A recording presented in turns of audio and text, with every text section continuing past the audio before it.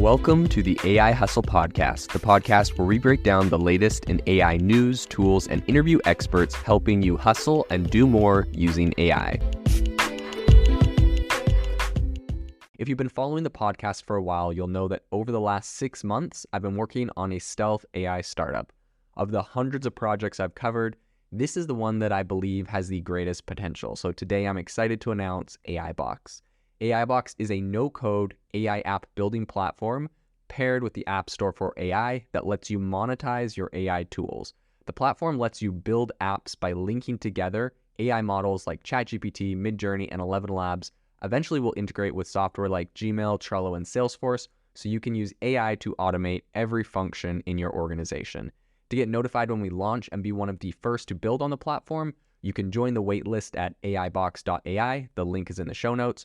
We are currently raising a seed round of funding. If you're an investor that is focused on disruptive tech, I'd love to tell you more about the platform. You can reach out to me at jaden@aibox.ai. I'll leave that email in the show notes. A number of the biggest AI tech firms have all went to the White House to essentially this week pledge that they are going to have good safety measures on AI. Now, this is voluntary. They weren't summoned. This isn't some sort of legislation that's coming down the pipe. And by all means, the concept of AI safety, I think, is good. But today on the podcast, we're going to be breaking down what this means, if this is just them trying to, showboat and say that they're good and don't regulate or ban us or whatever, or if there's actually some merit to what's going on. So without further ado, let's jump into it. So the companies that are in question that are going include Amazon, Anthropic, Google, Inflection, Meta, Microsoft, and OpenAI. And all of them essentially have voluntarily pledged their commitment to safeguarding users, which, of course, safeguarding users, that is a good thing. So I think this is a proactive response to what some are calling a formidable risk shadowing the AI landscape. Of course, there's cybersecurity risks. There's, combating all sorts of things. There's a novel move of a watermarking system for AI-generated content. There's the action plan that they're kind of currently developing based on all of this, and it's varied, it's some people argue it's not very substantial. Essentially, in my opinion, this is a very high-stakes game where, if these industry titans don't live up to their pledges, all bets are kind of off as far as how Congress may regulate them and other things that may happen down the pipe. Although there currently is no set consequences for failure to, adhere to what they're saying they're going to do. So a White House insider hinted, quote, "There's no rollout party on Friday," emphasizing that these commitments are a work in progress.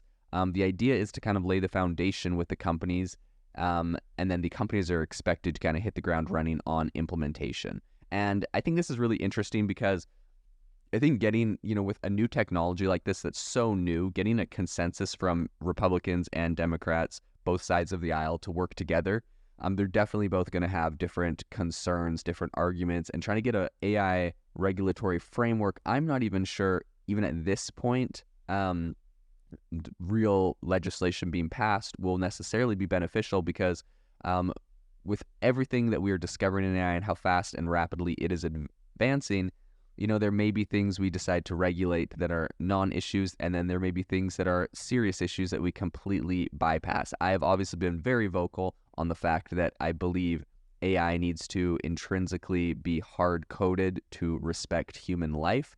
It seems somehow that is controversial to a lot of people. I think that this is an absolute non-starter, anything that doesn't include that, but that's just my opinion. In any case, actually, no, that's not my opinion. That should be everyone's opinion. We're all humans that are listening to this, I presume, unless you're letting your cat listen to this. And so, we should all be on Team Human Race since we're all on the same team. In any case, I think it's going to be interesting to see how this plays out. And there is a lot of other issues, right? I think that may be one that a lot of people could rally around. But there's a lot of issues that are disputed by both sides of the political aisle. And so I think it's going to be difficult for them to actually pass hard legislation. So it appears what they're trying to do right now is have a discussion where they're saying, essentially it's the White House. And the White House and their advisors who have been selected are saying, hey, this is the framework we would like. And it's kind of on good faith that they're going to let these AI companies follow this framework. There is no actual legislation. There's no consequences if this doesn't happen. Although I'm sure the understanding is, here's a framework we'd like you to follow. You can be collaborative in putting this together. If you don't follow it, we'll probably come after you and try to regulate you or punish you in some way. So I'm sure that's the underlying tone there, but I think it is, I think that's kind of the angle they're taking, because they know they don't have any actual power at the moment to regulate or take any of these big companies down right now. There's not kind of a groundswell or a general consensus on how to do that. So I think on the eve of this very significant get together, the White House dropped a hint about an executive order that is currently in the works, and it's aimed at mitigating AI risks. Again, right, when you see the White House is dropping a hint that they're going to do some sort of executive order, you can see they don't have consensus from Congress, and I'll be very curious to see what that looks like, where that goes, and kind of what that entails, because evidently if you're doing an executive order, you probably don't have the buy-in from both sides of the political spectrum, which means both sides of the country arguably aren't agreeing on it. So, or maybe you're trying to get something done very fast, but either way, it's a bit of a red flag if you have to push something through an executive order. So I'll be very curious to see what happens there. So I think they don't have a lot of details. The official word is that actions could span across multiple federal agencies and departments that may start to get involved with this. The lead up to this event has seen the Biden administration digitally engaging with tech executives, labor, and civil rights leaders. Rewinding to May, a notable announcement including $140 million in funding and policy guidance from the White House to the National Science Foundation, which was essentially intended to kind of get some new national AI research institutes going. So Microsoft, Google, NVIDIA, OpenAI, and others have all agreed to public evaluations of their language models at this year's DEF CON, which I think is very interesting. And it'll be interesting to see kind of what happens. I, for one, have been quite alarmed by the White House's stance and kind of their direction with AI overall, to be 100% honest. And I think that that's something that is shared by a number of people. One of the big things they did back in May was to put Kamala Harris in front of, and be in charge of artificial intelligence. This was something that was criticized in the Santa Barbara News Press, and I believe, which is a left-leaning journal, which should otherwise be supportive of her. I think this is kind of a no-brainer, right? She obviously doesn't have any experience in AI, probably very little experience in tech, and so putting someone like her in charge of artificial intelligence, which is a very nuanced, complex, and incredibly critical technology to our nation, I think is a big mistake, in my opinion. I guess it's left to be seen where that goes. But in any case, I've been, like I've said, less than impressed with some of the directives that the White House is taking on AI, as I think this really, the goal here should be encouraging American exceptionalism.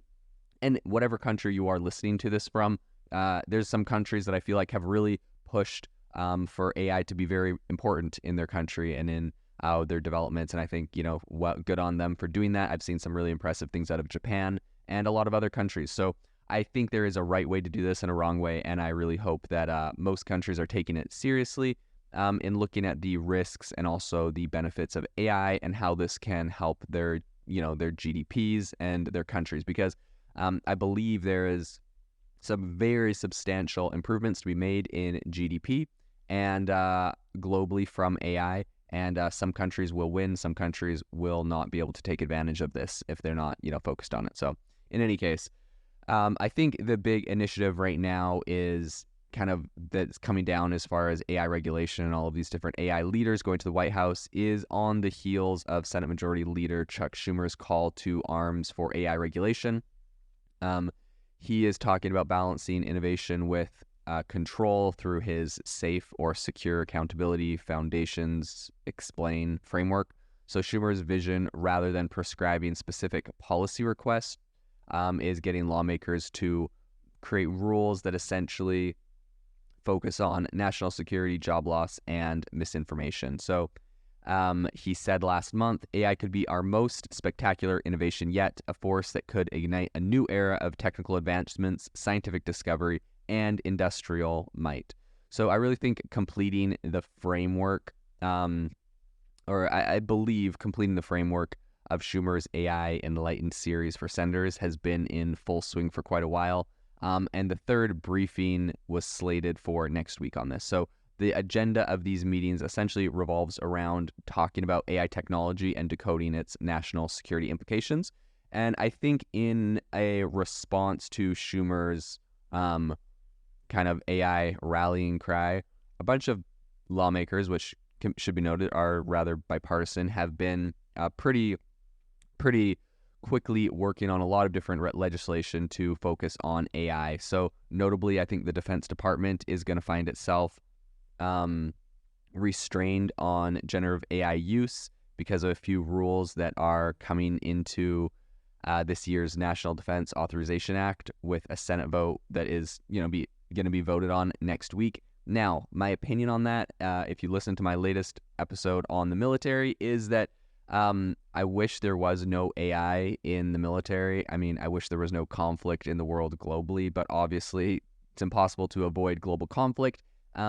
It's impossible to avoid AI getting integrated into other militaries. And so I think if we're sitting here saying, let's get AI pulled out of the Defense Department and let's pass these acts to stunt it, well, China and Russia are not going to do that. So if you want to weaken your own countries, go for it. This is a powerful technology that will be inevitably embedded into defense tools. So if you would like to have those things banned and have your adversary stronger than you, you do that at your own peril and at your own risk. I don't think that is a wise move. I don't think that is a move that should be made. Do I like the concept of AI in defense? Absolutely not. But neither do I like the concept of everyone in the world having nuclear bombs. Unfortunately, it's the world we live in, and it has to be done. So I think Friday, this is going to have representatives from each of the 7 tech giants that gathered in person at the White House, and they're going to read off physically their commitments to AI and what they plan on doing.